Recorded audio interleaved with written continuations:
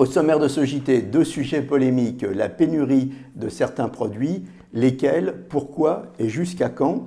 Également au sommaire, que fait un radiologue? Écoutez les réponses de monsieur et madame tout le monde, vous allez être surpris.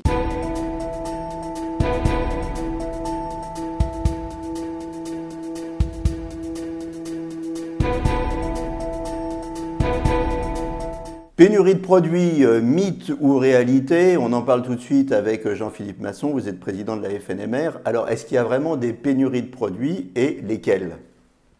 Alors oui, il y a des pénuries de produits. Les pénuries de produits concernent essentiellement un certain nombre d'anesthésiques locaux et de produits de corticoïdes qu'on utilise notamment dans les infiltrations, des infiltrations ostéo-articulaires ou articulaires tout court, de façon courante dans le cadre des arthroscanners ou des infiltrations simples sous scanner. Est-ce qu'il y a un impact sur l'activité? Est-ce qu'il y a des patients, par exemple, qui sont obligés de repousser leur rendez-vous parce qu'ils ne trouvent pas de produits? Oui, totalement. Totalement. On a un certain nombre de patients qui font plusieurs pharmacies avant de venir chez nous et qui nous disent, j'ai pas trouvé les produits. Donc, il y a un certain temps, on avait nous-mêmes constitué un petit stock de produits pour essayer justement de pallier ce problème et surtout pallier le fait que certains patients arrivaient un peu de façon rapide et n'avaient pas le temps de passer à la pharmacie. Bon, ben maintenant, c'est plus possible parce qu'on a tout utilisé. Et donc, il y a des patients qui, on leur dit, bah, écoutez, non, vous n'avez pas les produits, on ne peut pas vous faire l'examen, vous reviendrez quand vous aurez le produit. C'est partout en France où il y a des régions qui sont plus touchées que d'autres. Non, c'est partout en France. C'est des produits qui sont un peu particuliers. Ça fait un petit moment déjà hein, qu'on a ce problème.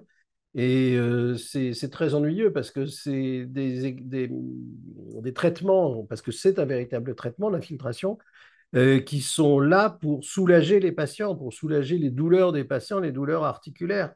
Donc, le radiologue essaie toujours de prendre en charge au mieux son patient. Et là, on se retrouve avec des difficultés qui ne sont pas liées à nous, mais qui quelquefois nous sont reprochées. Donc l'impact pour les patients, c'est déjà la difficulté à trouver les produits, des gens qui s'inquiètent, qui s'affolent un petit peu, et puis surtout des gens qui souffrent. C'est ça, mais c'est exactement ça. Et on a, alors, quand on a vu passer la liste des produits indispensables, ou je ne sais plus comment ils les ont appelés, primordiaux, enfin prioritaires, voilà, c'est ça, bah, ces produits-là, ils n'étaient pas dedans. Parce que c'est considéré par les pouvoirs publics, par les tutelles, par la caisse, comme des produits de confort. Alors c'est vrai que c'est plus confortable de faire une anesthésie locale parce que les gens ont pas mal. C'est vrai que c'est plus confortable pour les patients de pouvoir calmer leur douleur articulaire. Est-ce qu'on n'est pas aussi là pour le faire? Alors on a bien compris la situation, maintenant moi ce que j'aimerais comprendre c'est pourquoi. Alors, pourquoi? Parce que je pense que comme pour tous les autres médicaments, on est dans une situation maintenant en France où finalement la caisse d'assurance maladie veut faire des économies sur la santé et c'est la caisse d'assurance maladie, alors elle ne dira jamais que c'est elle, puisque c'est à travers le CEPS, mais enfin elle en fait partie, qui décide du prix d'achat des produits au laboratoire. Et les laboratoires, bah, c'est des entreprises commerciales, et donc ils préfèrent vendre les produits à des pays qui achètent plus cher qu'à la France qui achète au plus bas du cours. La meilleure preuve, c'est pour l'amoxicilline. L'amoxicilline, il y a eu un accord entre la caisse et les laboratoires qui fabriquent l'amoxicilline en leur disant ben, on vous l'achète 10% plus cher que ce qui était prévu, mais en échange, vous nous garantissez un approvisionnement. Ben, c'est exactement ça. Donc si j'ai bien compris, on est content parce qu'on a super bien négocié les prix, mais comme on a super bien négocié les prix, on n'a plus de produits parce qu'on sert les autres en premier, c'est ça? C'est exactement ça. Donc la question qui se pose, c'est de savoir, mais c'est une question que moi je pose depuis longtemps, c'est de savoir si les politiques, hein, parce que c'est les politiciens qui décident de ça à la base, c'est pas la direction de la caisse. Hein. La caisse, elle ne fait qu'obéir aux ordres de Bercy et même d'ordre plus haut, et depuis 40 ans, c'est comme ça. Est-ce que les politiques qui nous gouvernent veulent réellement prendre en charge comme il faut la santé des Français? Alors, au final, comment on va sortir de cette situation? Est-ce qu'on va s'en sortir et à quelles conditions et sous quels termes? Ben, je ne sais pas. Je ne sais pas parce que c'est pas moi qui fournis les produits. C'est bien dommage. Je pense qu'on y arrivera peut-être à partir du moment où tous les autres pays seront servis et que les laboratoires auront des stocks qui leur resteront sur les bras. Ben, à ce moment-là, ils braderont, disons, à la France. Mais c'est vrai pour les produits médicamenteux, mais c'est vrai un peu aussi pour les produits, enfin les produits, le matériel de radiologie. Quand on discute avec les constructeurs, ils vous expliquent qu'en France, maintenant, les radiologues n'achètent plus d'appareils haut de gamme parce qu'ils n'en ont plus les moyens et ils se contentent d'appareils de moyenne gamme et que la France devient un pays émergent sur le plan du marché de radiologie comme l'Inde. Comment, bon, malgré tout, on ne va pas rester dans cette situation, donc à quel terme on va sortir de cette situation de pénurie concernant ces produits qui manquent? Eh bien, écoutez, je crois qu'il faut que vous posiez la question directement aux responsables, c'est-à-dire ou bien le directeur de la CNAM, ou bien le ministre le ministre des Finances, parce que c'est lui qui fait les chèques derrière. Bon, comme je n'ai pas le numéro direct de Bruno Le Maire, je vous poserai une dernière question. Tout le monde est concerné, le secteur libéral comme les hospitaliers? Alors, les hospitaliers sont partiellement concernés parce que eux, ils passent à travers des grosses centrales d'achat qui achètent les produits en gros, si on peut dire, et donc qui ont des stocks. Nous, c'est pas nous qui achetons les produits directement, c'est les patients qui vont les acheter dans les pharmacies. Donc, si les pharmacies se retrouvent à sec, eh ben, les patients n'ont pas les produits.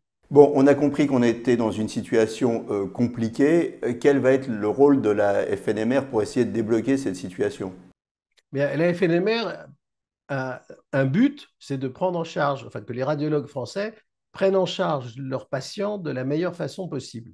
Donc, nous allons interpeller directement les tutelles, hein, ministères au pluriel, caisses d'assurance maladie, pour leur demander comment remédier à cette situation et qu'ils veuillent bien prendre ces produits également dans la liste des produits prioritaires. Je vous remercie pour ces précisions. Que fait un radiologue? Eh ben, des radios nous répondent en majorité les gens interviewés pendant l'été. Pour ceux qui auraient raté ce micro-trottoir diffusé pendant le mois d'août, je vous propose de revenir sur ce reportage riche d'enseignements sur le regard que pose monsieur et madame tout le monde sur le monde de l'imagerie. Par exemple, à la question « Le radiologue est-il un médecin ou un technicien ?» Eh ben, les réponses vont vous surprendre. Quant à la radiologie interventionnelle, c'est vraiment pas gagné. L'imagerie est une des disciplines les plus dynamiques et pourtant, cela ne transparaît pas dans les réponses que nous donne le public. Entre savoir-faire et faire savoir, le chemin s'annonce long. N'hésitez pas à nous faire part de vos réactions. Pour vous, qu'est-ce que fait un radiologue? Des radios. Des radiologies. Des radiographies. Il fait des radios. Il prend des radios. Des analyses, des examens. Au quotidien, c'est une personne qui travaille comme tout le monde et qui fait des radios. Moi, je vois un côté hyper médical. D'accord. Mesurer peut-être les ondes qu'on a. C'est-à-dire? Je sais pas si c'est dans le corps en tout cas, mais c'est l'image que j'ai, que c'est mesurer les ondes du corps humain, d'un corps humain peut-être en difficulté, parce que je suppose qu'on va avoir un médecin qui a forcément un problème. Pour moi, un radiologue, ça fait passer des radios à ses patients. C'est quelqu'un qui s'occupe des radios, qui vous fait passer des radios et qui les interprète. C'est un homme qui va détecter ce que l'on présume, ce que l'on détecte. Il prend des images du corps des gens. Et qui va confirmer par une photo, si je peux m'exprimer comme ça. Il est là pour les emmener dans la pièce et les résultats, c'est avec le médecin. Non, pour moi, c'est plutôt plus tout ce qui touche aux os, fractures. Est-ce qu'un radiologue fait que des radios ou est-ce qu'il fait d'autres examens? Pour moi, il est principalement sur la radio pour vous orienter après et interpréter les radios, sûrement. Mais pour moi, c'est quand même lié à la radiologie, a priori. Il va regarder les os, s'ils vont bien, s'il n'y a pas de fracture. Dans les radiologues, il doit y avoir des spécialités. Un radiologue est quelqu'un qui, je crois, je ne suis pas sûr, mais qui analyse des images prises par les radios. On peut sans doute faire des IRM et tout ça. Qu'on appelle ça un radiologue ou un spécialiste, là c'est... Pour vous, c'est plutôt un médecin ou plutôt un technicien? J'ai pensé avant que c'était un technicien, mais quand vous avez me posé la question, j'ai regardé un peu et j'ai vu qu'il faut faire la fac de médecine. Et ça m'étonne un peu. C'est plutôt un technicien. Un technicien. Pour moi, c'était plus un technicien. Ah oui, ouais, on peut dire technicien ouais, aussi. Parce que ça nécessite quand même une certaine technique de manipuler ces objets qui sont modernes. Non, c'est aussi un médecin parce qu'il analyse quand même les résultats. Et donc pour vous, il y a toujours un duo radiologue plus un autre médecin. Le radiologue est jamais tout seul. Non, il y a toujours un duo. Enfin, je le verrais mal tout seul, me donner son expertise et sans l'accord, enfin pas l'accord mais sans l'appui d'un autre médecin extérieur on va dire. Oui, exact.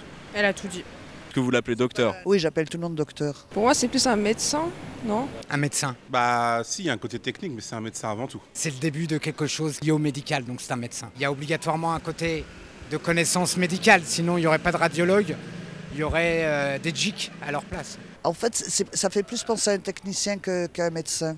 C'est vrai que l'image première, c'est celle-là. Pour moi, c'est les deux. Sûrement un peu des deux, non? C'est les deux, c'est d'abord un médecin puis un technicien. Je pense que c'est les deux. Bah, il a aussi son diplôme de médecin pour le coup. Donc, Il a fait des études pour, sans doute, technicien, parce que, je sais pas, il y a sûrement des aspects techniques de recherche. Parce qu'il faut avoir fait médecine pour savoir quoi regarder et où et ce que ça veut dire. Et il faut être technicien pour savoir utiliser la technologie adéquate pour regarder. Mais après, souvent, c'est un médecin qui va établir tout ce qui va être traitement. Donc, je dirais qu'il est entre les deux. Un technicien pour prendre la radio et un médecin après pour donner un avis. Pour vous, un radiologue peut réaliser des interventions, comme un chirurgien par exemple? Je serais sceptique, hein. Je lui demanderais déjà un diplôme, je lui demanderais beaucoup de questions. J'aurais tendance à lui faire confiance, mais à lui demander quand même si j'ai besoin d'aller voir mon médecin ou voir un chirurgien. S'il est médecin, en général, il peut être aussi bien chirurgien. Ça ne me dérange pas d'être opéré par quelqu'un qui a les diplômes reconnus par l'État pour le faire. Votre cardiologue, il est peut-être cardiologue, mais il est peut-être pas chirurgien cardiaque. Tellement, oui, justement. Mais il peut. Vous m'avez posé la question, est-ce qu'il pourrait? Je dis oui, il peut. D'accord, donc un peu de méfiance quand même. Trop de méfiance, ouais. Ah oui, un peu de méfiance, oui, bien sûr. Oui, ça m'interrogerait en tout cas, parce que dans mon esprit, un radiologue, c'est pas quelqu'un qui a des qualifications pour faire des interventions chirurgicales, par exemple. Dans un environnement, un hôpital ou une clinique, j'aurais confiance en tout le monde de toute façon. S'il s'est entraîné pour ça. Si j'y vais, c'est que je suis pas en bonne santé, donc je suis bien obligé de... Il faudrait qu'il soit formé aussi, il peut être radiologue et chirurgien. Non, à mon avis, pas du tout. Et ça dépend de son nombre d'années. Je ne sais pas si son diplôme lui donne droit. Parce qu'il n'a pas la compétence. Mais je pense qu'il diagnostique, mais qui n'est pas sur le terrain, on va dire. Non, pas du tout. Mon grand-père était chirurgien et il opérait sous la radio. Et il est mort d'un cancer. Voilà, ce sont des choses qui arrivent. Dernière question un peu plus fun, pour toi c'est quoi la radio préférée d'un radiologue? RTL2. La radio des membres, je pense que c'était un peu classique. Hein. Quelle radio? Écoute, une radio. Je savais plus pas que les gens écoutaient la radio, pour être honnête. Je croyais qu'ils écoutaient tous. Tous les médecins que je connais écoutent seulement des livres. Une sorte de symphonie littéraire. Ou des TED Talks, des trucs comme ça. Ils ont tendance à faire ça. Sauf quand ils opèrent, là ils écoutent la musique. France Inter. France Inter. C'est des gens qui ont déjà une petite culture. Et j'imagine que les médecins sont un petit peu de gauche, donc France Inter c'est très bien pour eux. Le JT de la radiologie avec le soutien de La Médicale.